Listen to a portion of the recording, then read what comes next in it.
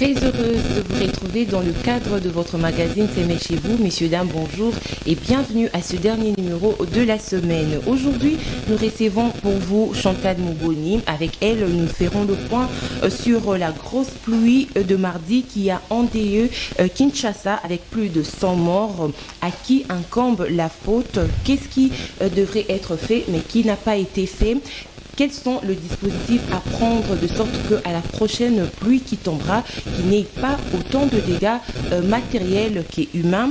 Alors, nous aborderons aussi le sommet USA-Afrique tenu à Washington pendant 3 jours, moment au cours duquel le président Félix Antoine Tshisekedi Tshilombo a réitéré son appel aux USA à faire pression sur le Rwanda pour arrêter justement son soutien au M23. Comment cette bonne action diplomatique est reçue par l'opposition congolaise? Et pour finir, nous allons aussi parler plutôt de la rencontre entre le M23, le FARDC et le commandant de la force de l'EAC. Pour quelle finalité les M23 seraient-ils prêts à se retirer enfin de zones occupées? Toutes ces questions seront analysées tout au long de cette émission. Je le dis, pour ce faire, nous avons reçu pour vous Chantal Mouboni. Elle est cadre au sein du parti SID, aussi porte-parole de Martin Fayulu Madidi. Maman Chantal, bonjour et bienvenue. Bonjour Maman Tania, merci de l'invitation. Merci beaucoup. Avec moi sur ces plateaux, Nathan Kianta pour la coprésentation de cette émission. Nathan, bonjour et bienvenue à toi. Bonjour Tania, bonjour aux téléspectateurs de S'aimer chez vous, bonjour également à Maman Chantal Mouboni et bienvenue à vous. Alors maman, le samedi dernier, vous devrez tenir l'activité à Lomoamba. Nous aimerions savoir comment ça se passait.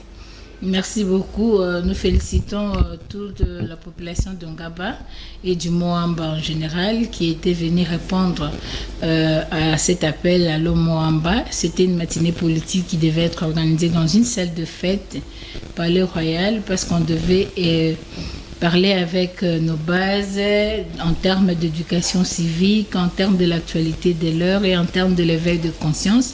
Malheureusement, on a été empêché de faire cette activité parce que le matin, on a trouvé une centaine de policiers avec des jeeps qui étaient là devant la salle et dans le rue d'Ongaba, empêchant ainsi le militants de pouvoir entrer dans la salle.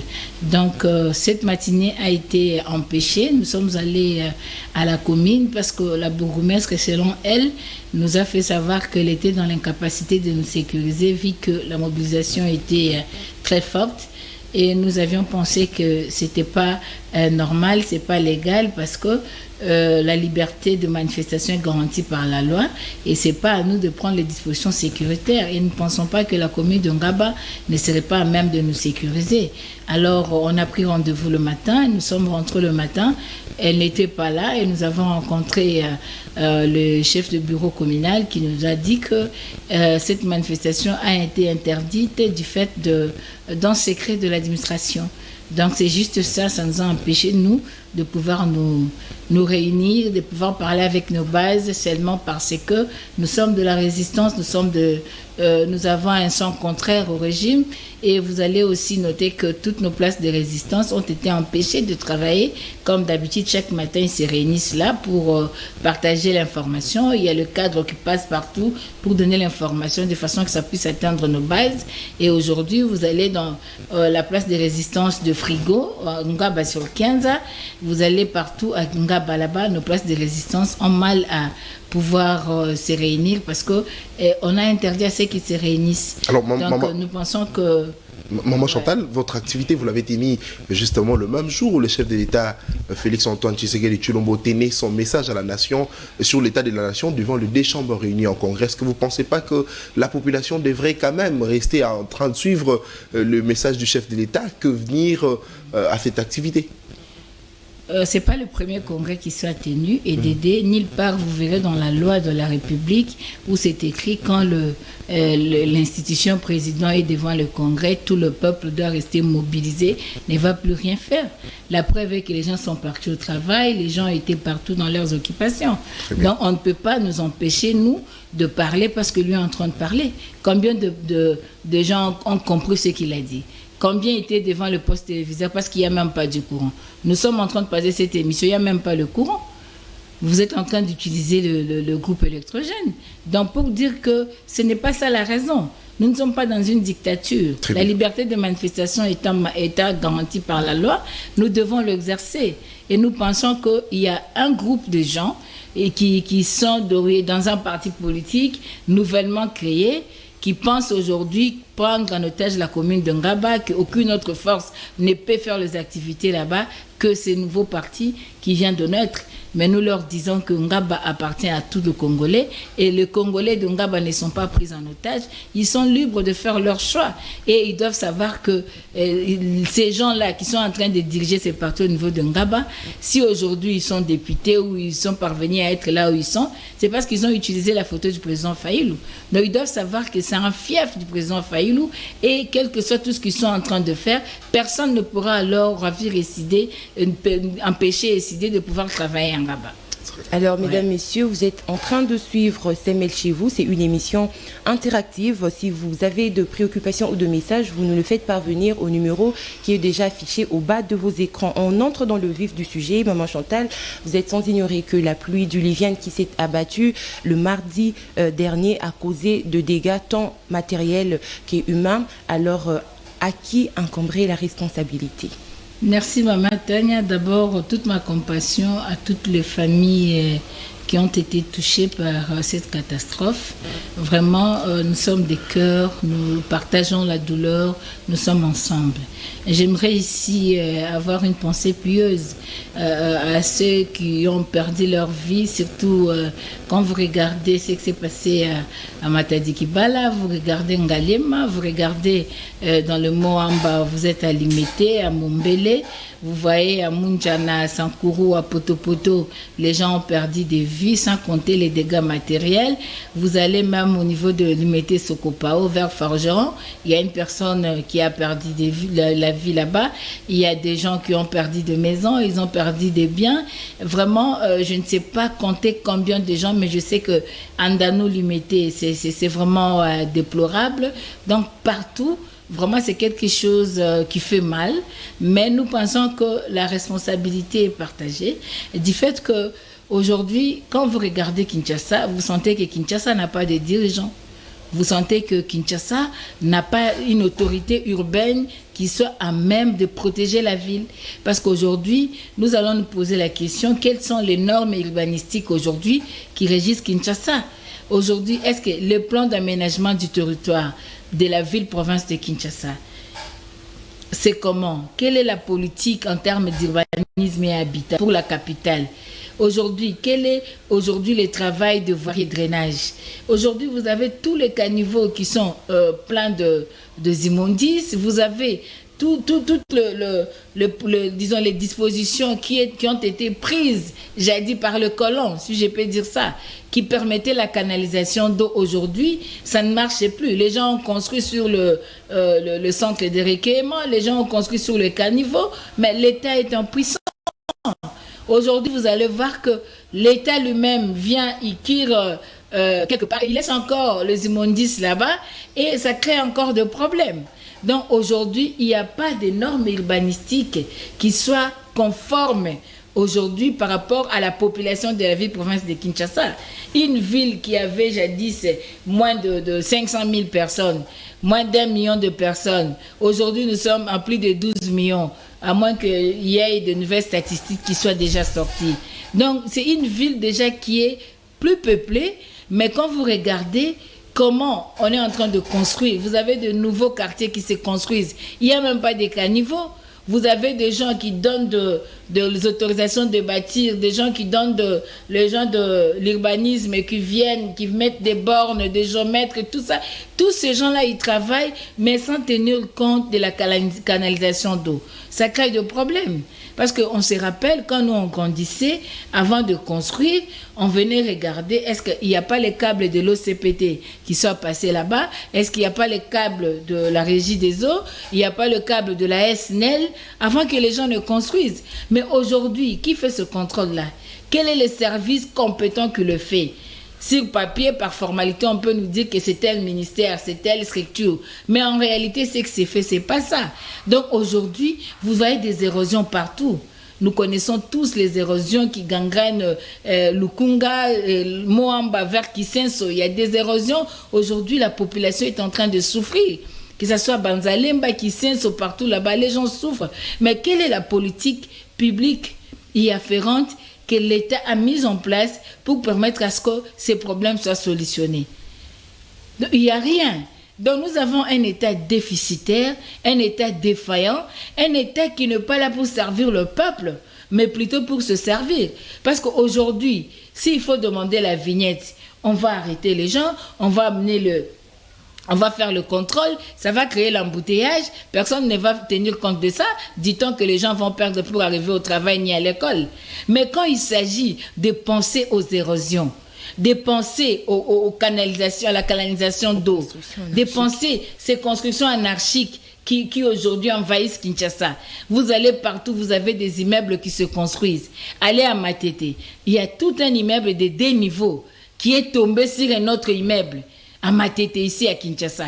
Comment un immeuble peut tomber sur un autre immeuble? C'est-à-dire, il n'y a pas une fondation qui soit consistante par rapport à la hauteur de cet immeuble-là, mais qui le contrôle. Alors, c'est ça le problème.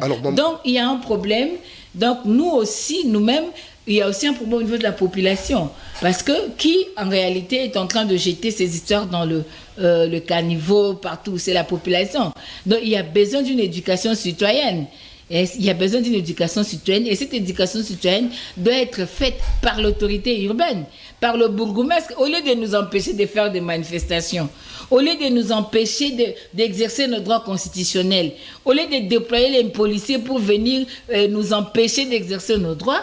Il faut plutôt réfléchir et mettre sur pied des choses qui puissent permettre à ce que l'environnement soit bien pour que le peuple vive aisément. Alors, c'est ça le problème. Madame Chantal Moboni, une centaine de morts. Est-ce que vous pensez qu'après ces drames, on devrait voir beaucoup d'autorités, différentes autorités de ce pays, pouvoir démissionner après ce drame dû à la pluie diluvienne du mardi dernier? Il n'y a que des conscients qui peuvent démissionner. La démission, c'est toute une culture de la génération consciente. Quand vous ne faites pas partie de la génération consciente, la démission pour vous n'existe pas. Au contraire, vous devez rester là-bas pour continuer encore à traumatiser la population. Matadi Kibala, ici, il y a eu un grand problème avec les câbles électriques. Les gens sont morts. Oui. Mais aujourd'hui, le marché a repris, non? Le marché a repris. Les gens vendent toujours là-bas. Ça, c'est un défaut de nous, Congolais. Aujourd'hui, nous parlons de ça parce que les gens viennent de mourir. Après 1 mois, 2 mois, ça va passer. Personne ne parlera plus de ça. La population ne mettra plus pression. On pourrait encore voir des personnes qui ont perdu leur maison, reconstruire encore sur le même lieu. Mais comment je peux vous dire, ça c'est la défense de l'État, parce que quand l'État qui a l'autorité, quand l'État qui a la possibilité, quand l'État qui a le devoir de protection de ces populations ne s'impose pas en tant qu'État pour dire que ici c'est un danger, vous ne pouvez pas y habiter, voilà, il y a 2 maisons sociales par exemple que nous faisons à tel endroit pour vous. On pouvait même ici, il y a encore beaucoup d'espace, même vers Maluku et ailleurs là-bas. L'État peut construire, on délocalise les autres personnes qui sont dans le lieu que nous estimons être dangereux. Ils peuvent se déplacer, aller là-bas, et l'État peut orienter les choses de façon que la vie humaine soit protégée. Mais aujourd'hui, il y a la désacralisation de la vie humaine. Au contraire, ça sera une opportunité pour le soi-disant autorité de venir faire de tout, d'amener à vivre, de venir visiter les gens. C'est comme si ça deviendrait un fonds de commerce pour les autres. Mais la question aujourd'hui est de savoir, parce que quand vous avez déjà eu des choses dans le passé, il faut que vous vous en servez pour que vous prépariez le futur. Mais aujourd'hui, chez nous, les passés restent les passés, ils ne vont plus finir dans l'histoire. Vous êtes mort, vous êtes parti, et ils regardent devant. Donc, il y a même des sinistrés de Kisenso, les sinistrés de Matete, les gens qui sont là sans assistance. À Mombele, ici, c'est pas loin. Allez-y à Mombele sur l'avenue Potopoto, sur l'avenue Sankourou. Des murs sont tombés, les gens sont disparus, les gens sont morts.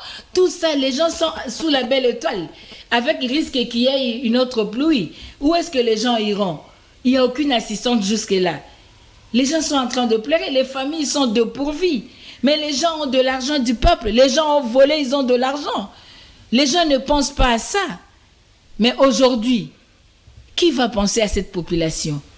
C'est ce que nous disons, que vivement 2023, parce que il faudrait que nous changions ce régime, que nous changions cette classe politique. Il faudrait une génération consciente qui puisse diriger les affaires pour considérer les desiderata du peuple congolais. Alors, vous venez de dire tout à l'heure que c'est aux gens conscients de démissionner, c'est toute une culture. Ah ouais? Mais vous pensez qu'il y a nécessité que les têtes puissent tomber au regard de ce qui s'est passé? Bon, moi je pense que d'abord, la meilleure des choses, c'est l'auto-examen. C'est la rétrospection. Si nous parvenons à arriver, pourquoi cela est arrivé? Est-ce que j'ai une part de responsabilité là-bas? Qu'est-ce que je fais alors? Là, ça va nous aider. Parce qu'on ne peut pas déshabiller Saint-Paul pour habiller Saint-Pierre. Mais essayer de comprendre ici qu'il y a l'incompétence notoire. Il y a l'incompétence qui bat son plein. Est-ce que la ville de Kinshasa est gouvernée? Et ces personnes incompétentes devraient être révoquées. Quand vous avez Kin Bopeto, lancé par Fachi et Ngobila, après autant d'années, autant de mois, avez-vous fait une évaluation par rapport à Kin Bopeto? Avez-vous fait une évaluation? Quels sont les résultats? Quand aujourd'hui les gens sont en train de souffrir, vous avez les gens qui sont devenus chômeurs à cause des Zandes ici, Zandes. Plus de 30 000 familles, 30 000 ménages sont sans emploi aujourd'hui. Les gens souffrent. Jusque-là, on n'a rien construit. Est-ce que les gens ont eu le temps de réfléchir et de se dire, sommes-nous responsables ou pas? Nous pensons que les Congolais aujourd'hui méritent mieux. Cette classe dirigeante aujourd'hui ne mérite pas d'être là parce qu'elle a démontré à suffisance son incapacité non seulement à subvenir aux besoins de la population, à sécuriser la population et même à protéger l'environnement. Aujourd'hui, nous disons que nous sommes deuxième poumon, seulement parce que nous avons la forêt, nous avons de l'eau, mais nous-mêmes, est-ce que sommes-nous capables d'entretenir l'environnement dans lequel nous vivons, pendant que l'environnement, c'est un devoir sanitaire? Aujourd'hui, il y a des maladies d'origine hydrique. Allez voir comment les gens ont été inondés. C'est l'eau sale. Il y a des risques des épidémies et des maladies. En termes de prévention, vous avez entendu quelque chose de la part du ministère de la Santé? Vous avez entendu quelque chose de la part des autorités urbaines ou nationales? Vous avez entendu quelque chose? Vous avez tout un ministère ici chargé de je crois, la solidarité, c'est affaires humanitaires. Humanitaire seulement quand il faut aller à l'intérieur avec de gros montants. Mais ici à Kinshasa, les gens souffrent. Affaires sociales. Les gens n'ont pas de moyens. Les gens sont sous la belle étoile. Les gens passent la nuit dehors. Ils ont peur d'avoir encore une autre pluie. Et que fait l'État? Nous pensons aujourd'hui que cette classe tout entière n'est pas à sa place, n'est pas à même de répondre aux aspirations du peuple, n'est pas à même de sécuriser la population. Regardez même la nation aujourd'hui. Qu'est-ce qui se passe à Kwamoutou? Qu'est-ce qui se passe à l'Est? Qu'est-ce qui se passe à Kinshasa aujourd'hui? Pensez-vous que nous avons des gens capables de pouvoir redonner la paix, redonner l'image du peuple ou la dignité de ce peuple? Non, nous pensons non. Il faudrait une génération consciente. Très bien. Alors, nous passons déjà à notre deuxième thématique où nous allons parler du sommet USA-Afrique, sommet au cours duquel le président américain Joe Biden a plaidé pour un partenariat renouvelé avec l'Afrique. Aussi, l'administration Biden attend de ces sommets que l'administration, justement, Joe Biden dégage 55 milliards pour l'investissement en Afrique d'ici 3 ans. Là, c'est parmi les résolutions. Et l'autre résolution serait que les USA veulent que l'Afrique obtienne un siège au Conseil de sécurité de l'ONU. Aussi, les USA sont pour l'intégration de l'Union africaine comme membre du G20. Alors, quel est votre aperçu de ce sommet déjà pour commencer? Merci Maman Tania. Nous devons retenir d'abord que le président Biden a manifesté sa volonté de recevoir le président africain. Et c'est 49 pays, 49 présidents qui étaient là. Donc ce n'est pas une affaire Biden avec la RDC, non. C'est toute l'Afrique. il a voulu recevoir ce président. C'est 49 États qui étaient représentés là-bas, sauf l'Érythrée et puis le Sahraoui, je pense, parce qu'ils ont de ruptures diplomatiques, ils ont de problèmes. Et nous pensons que tous ces présidents étaient là, donc, et il a jugé bon de prendre la photo avec chacun de ces présidents. Donc, c'est pas comme les autres sont en train de toujours désorienter le peuple. Un sommet donc USA c'est pas Afrique. c'est ça. Donc c'est pas RDC Biden. Et des deux, vous avez parlé, oui. Moi j'ai ici la lettre de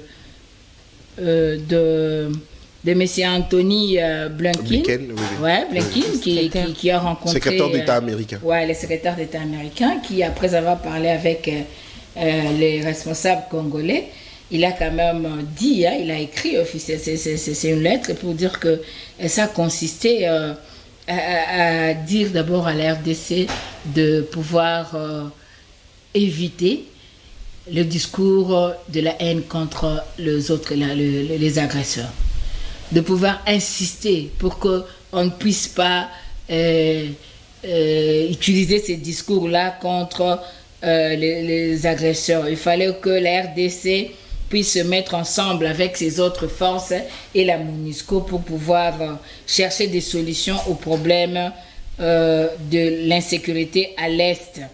Donc, il a encore, je prends le résumé pour vous épargner de perte de temps, donc il a condamné les discours de la haine.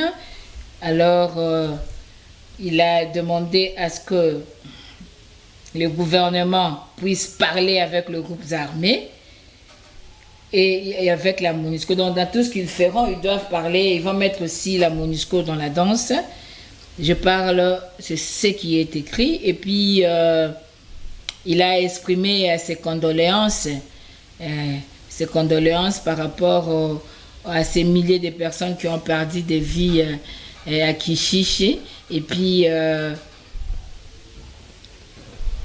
les milliers de déplacés. Alors, maman Chantal, est-ce que vous estimez que la RDC a jusque-là tenu des discours haineux envers ses envahisseurs, ou c'était juste une question de déplorer au fait l'envahissement de territoire? Non, je suis en train d'arriver. Je voulais d'abord circonscrire le cadre de cette visite et ce qui a été dit, parce que devant moi j'ai la lettre ici.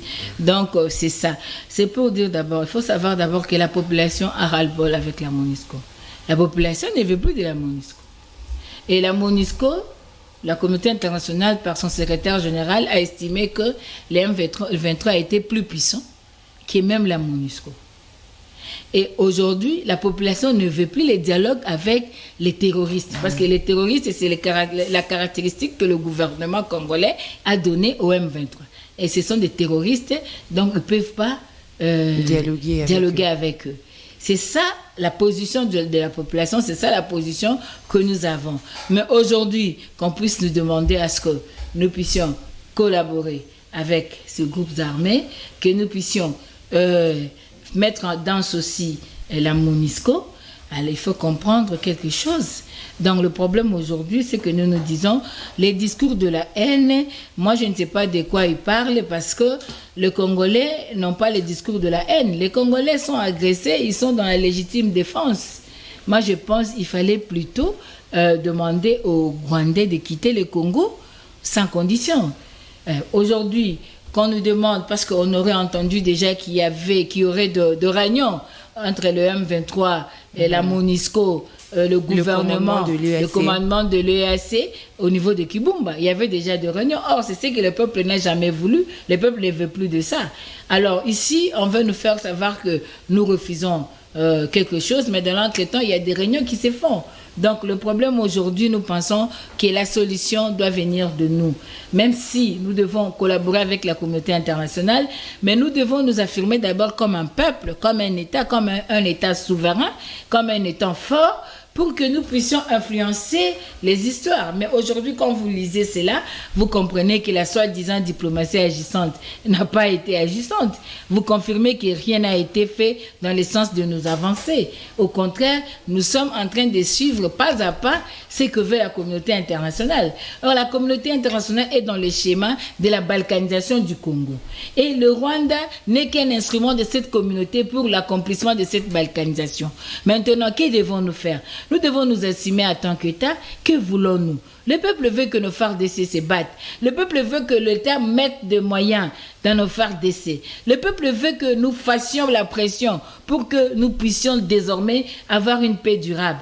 C'est ce que veut le peuple. Mais parce qu'aujourd'hui, on va nous ramener dans cette table de négociation. Qu'est-ce qu'on va encore hypothéquer? Parce qu'on a déjà hypothéqué beaucoup. Qu'est-ce qu'il faudra encore hypothéquer? C'est ça la grande question. Donc nous pensons aujourd'hui que les Congolais doivent quitter la phase de pouvoir s'enorgueillir par rapport à la prise des photos avec avec Biden. Ça, c'est pas de l'honneur. Alors, c'est entre États. Et ce sommet a été dans ce cadre-là. Ce n'est que normal que ça puisse avoir de photos souvenirs. Mais le problème aujourd'hui pour nous, c'est de libérer les pays. Et la libération du pays vient par la génération consciente. Ça vient par les Congolais eux-mêmes. Il faut se poser la question, dans tout ce qui se passe, que veut le Congolais? Que dit le Congolais? Que fait le Congolais? C'est ça de grandes questions. Mais on va aujourd'hui rester et dire que la communauté internationale nous a dit de faire ça. Et que disons-nous, nous-mêmes, en tant que peuple, en tant qu'État? Que disons-nous? En tant qu'État, que décidons-nous? C'est ça la grande question. Est-ce que la RDC est un État mineur qui doit se faire assister toujours par des gens pour prendre une décision? Nous ne sommes pas un État mineur. Nous sommes un État majeur, indépendant depuis plus de 61 ans. Et aujourd'hui, c'est les gens qui doivent nous conduire? Non, nous pensons que les sons de cloche aujourd'hui devraient sortir du Congo. Et le peuple devrait accompagner ces sons pour que le monde puisse aujourd'hui nous donner du respect et nous respecter en tant que peuple. C'est ce que nous pensons. Alors, Madame Chantal Moboni, faisant d'une pierre deux coups, les différents présidents de l'EAC présents au sommet USA-Afrique ont tenu une réunion entre eux, les différents présidents de la communauté d'États d'Afrique de l'Est, où Félix Tshisekedi n'a pas participé. Est-ce que vous pensez que c'est une erreur de la part du chef de l'État congolais de ne pas participer à cette réunion, d'autant plus que ce qui sera dit entre les différents présidents, la RDC ne va rien apprendre, ne va rien connaître de ce qui sera dit, de ce qui a été dit, au cours de cette réunion? Mais moi, je pense que nous ne devons pas tromper le peuple. Ce que c'est fait aujourd'hui, c'est connu par les fabricants de la chose. Les gens qui ont fabriqué cette histoire connaissent le début et son aboutissement. C'est pourquoi le président Martin Fayulu avait dit on n'a plus besoin de combine, on n'a pas besoin de trêve, on a besoin d'une paix durable. Et la paix durable passe dans la transparence. La paix durable ne passe pas dans des combines. Aujourd'hui, que les gens de EAC se réunissent. D'ailleurs, le EAC, là, c'est composé de qui? C'est les agresseurs. Ce sont les agresseurs qui se réunissent. Quand ils se réunissent, quel est le problème du peuple congolais? Parce qu'ils ont déjà leur plan. Ils veulent faire ce qu'ils veulent faire. Ils ont l'appui de la communauté internationale. Quand ils se réunissent contre le Congo, même quand ils se réunissent pour faire semblant d'être pour le Congo, ils ne seront jamais pour le Congo. Aujourd'hui, au lieu de se réunir, s'ils sont pour le Congo, qu'ils quittent le Congo. Que les Congolais aujourd'hui se lèvent et disent que nous ne voulons pas le EAC. S'il y avait un parlement, que le parlement puisse parler de cette histoire. Comment on va aller nous-mêmes nous mettre dans un regroupement des agresseurs? Comment on peut aller donner des plans aux gens qui ont de mauvais projets contre nous? L'EAC, là, pour nous, ça n'existe pas. Pourquoi on doit participer au EAC? On avait CPGL ici, ça fait quoi? On a l'Union africaine, qu'est-ce que ça fait? On a la SADC ici, qu'est-ce que ça fait? Pourquoi aller au EAC? Pendant qu'il y a des accords de 2013 qui parlaient de la création d'une organisation dont le Congo ferait partie et que cette organisation regrouperait les pays, les États de l'Afrique de l'Est. Et aujourd'hui, nous en sommes. Vous pensez que c'est pour le bien du Congolais? Non. Nous pensons aujourd'hui, EAC, ça ne sert à rien. C'est l'instrument utilisé pour balkaniser le Congo. Nous n'avons pas besoin de EAC. Si on aime le Congo, il faut lever l'état de siège. Il faut laisser les libertés des peuples. Aujourd'hui, si on aime le Congo, quittons le EAC. Laissez que les Congolais se battent pour leur pays.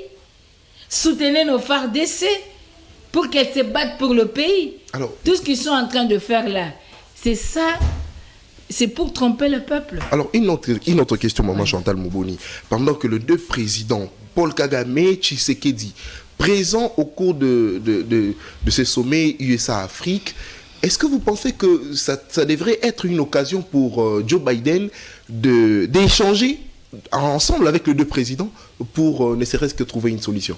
Pourquoi les Congolais pensent que la solution ne peut venir que d'ailleurs? Pourquoi? Non, j'ai posé cette question parce que les deux présidents étaient au sommet. L'Afrique est un continent mineur, il doit se faire assister par leurs avocats pour que leurs décisions soient considérées. Non. Pourquoi Biden aurait cette charge-là de le faire? Parce qu'on a... Biden, il pouvait, s'il veut aider le Congo, pouvait dire à Kagame de quitter le Congo à travers son M23. Mais les USA a demandé justement au Rwanda d'user de son influence pour que le M23 puisse quitter le Congo. C'est ça la complicité tacite. C'est ça la complicité tacite. Parce que le Rwanda agresse le Congo. Son influence négative, c'est les M23. Qui lisent maintenant de l'influence positive. C'était plus clair de dire Rwandais quitter le Congo. C'était plus simple que d'utiliser des phrases qui ont des sens un peu cachés. C'est pas ça. Aujourd'hui, on n'a pas besoin aujourd'hui qu'on commence. Vous allez aux Nations Unies, c'est Macron qui vous amène dans un restaurant. Vous allez là-bas, vous attendez que Biden vous amène. Vous êtes des mineurs. La RDC n'a pas un dirigeant. La RDC n'a pas un programme. C'est pas un État, c'est pas une nation. Nous ne sommes pas un peuple. Prenons-nous en charge. Prenons-nous en charge. Quand Mobutu allait aux Nations Unies, vous avez entendu des choses comme ça? Parce qu'on avait peur de Mobutu. Parce que Mobutu s'imposait en tant qu'État. Malgré sa dictature, mais dans le concert des nations, il avait de l'autorité. Mais aujourd'hui, pourquoi vous allez attendre à ce qu'on puisse toujours vous réunir, parler de vous? Mais c'est quoi ça? Vous êtes incapable de parler de vous? Vous êtes incapable de vous assumer? Vous voulez donner votre charge aux gens? Non, prenez-vous en charge. Et aujourd'hui, le peuple est d'accord, le peuple est disposé à sauver son pays. Nos FARDC sont là, nous le soutenons. On n'a pas besoin que les gens qui viendront pour dire que Maman Tania, cessez de vous battre avec Nathan. Mais ils font partie des Maman Tania et de Nathan. Est-ce que vous avez entendu l'anecdote du président Burundi? Vous êtes en train de vous entretuer pour se partager une orange. Quelqu'un vient, il prend l'orange, il dit, bon, je vais vous départager. Il prend le couteau, il divise l'orange en deux, il presse l'orange et il vous remet les restes. Lui, il est resté avec les jus. Et vous avez quoi? Après, vous allez dire, ok, on nous a départagé, c'est fini. Mais quand vous allez chercher à sucer cette orange-là, qu'est-ce que vous aurez? Parce que le jus est déjà resté chez la personne qui devait vous départager.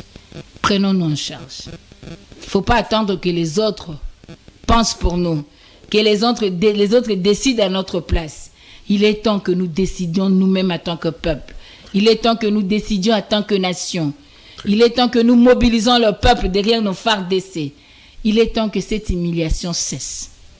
Alors, l'émission est à la fin. Une dernière question, parce que vous avez parlé de la rencontre entre le M23, les FARDC et le commandant de la force de l'EAC. C'est pas la finalité, ne serait pas que le M23 se retire enfin de zone occupée? Nous sommes dans l'obligation de bouter hors du territoire national tous ces groupes terroristes, tous ces groupes rwandais, ougandais, burundais et consorts. Ils ne peuvent pas rester dans notre territoire. Mais ce que nous refusons, c'est le fait d'aller dans des dialogues à tout moment en hypothéquant notre souveraineté. Ce que nous refusons, c'est d'aller dans des négociations qui citent par les brassages, mixages, intégration dans nos FARDC, nos services de défense et de sécurité. Et enfin, nous avons des infiltrés et nous aurons la difficulté de décoller. C'est ce que nous refusons. Et nous aurions voulu pour cette fois-ci que nos militaires se battent, que le peuple congolais se prenne en charge, que nous défendions notre couleur politique. C'est ça ce que nous avons voulu, parce que nous avions été ici, on a vu sous Kabila, le M23 a été défait, mais en réalité, il y a eu des accords qui ont été signés. On a hypothéqué beaucoup d'histoires. Et aujourd'hui, il y aurait des accords qui seraient signés de nouveau. Mais pourquoi on doit continuer en signant des accords ou des accords? Non. Le problème aujourd'hui, s'il y a des accords à signer, que ce soit des accords bilatéraux, connus au niveau du Parlement, connus par le peuple, mentionnés dans les journaux officiels, que ce soit ouvert à tous, que le peuple sache que nous avons tel accord avec tel pays pour telle fin, et que cela profite au pays, profite au peuple.